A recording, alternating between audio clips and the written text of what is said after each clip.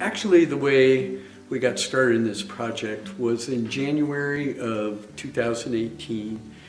Eighth grade boy down in Sierra Vista took his own life on the school grounds. And about 2 weeks later, another eighth grade boy in a neighboring community took his life as well. So I was asked to go down and help work with the teachers that had been impacted by these deaths using our resiliency curriculum. So I went down and taught them 3 of the 5 skills, and afterwards I was approached by one of the teachers who said, I have a class of 8th grade boys, 10 of them, and I'm wondering if there's a way that we could teach these resiliency skills to them. It turns out that about a year before, we'd been working on Raspberry Pi, which is a computer, as a metaphor for building a social support system. One of the things we want to do is to develop a social support system. It's one of the most protective elements when we're dealing with stress and suicide. And we are talking about a system here, so we want to find a parallel. We want to look at a technology parallel. And the technology we're going to be looking at is a device called the Raspberry Pi. It's this really neat little $35 computer that allows us to build a system. And the way we build a system is we add things like a keyboard and a mouse and a power supply. And each one of those elements has a role to play in making this computer work.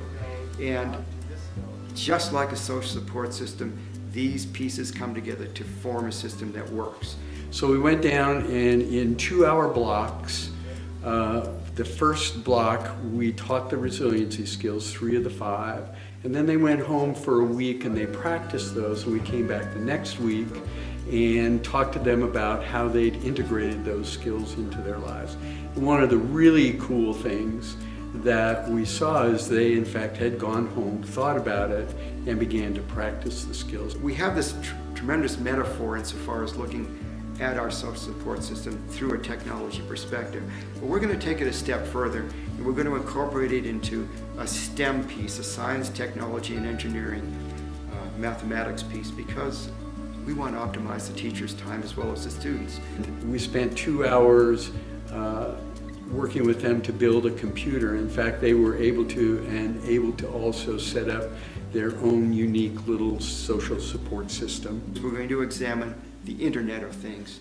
In particular, we're going to focus on sending a message within our social support system that I'm thinking about you. What we found afterwards was that we tested them pre and post, they actually showed increases in their self-efficacy scores, or their belief in themselves. So they'd integrated it, they'd actually increased some of their test scores. The other thing we really learned out of this is that this is a good model for science teachers to teach these positive coping skills in a science class. As we put this together, we will build a system that sends this message to our social support system. I'm thinking about you. And we've got to get these different elements, these different nodes to talk together. And the way we do this is we get them to create a dialogue. And this dialogue is comparable to the kinds of dialogues that we need to develop within our social support system because it's difficult to maintain and sustain that. And when we're done with the programming, we get to send this really cool message, I'm thinking about you.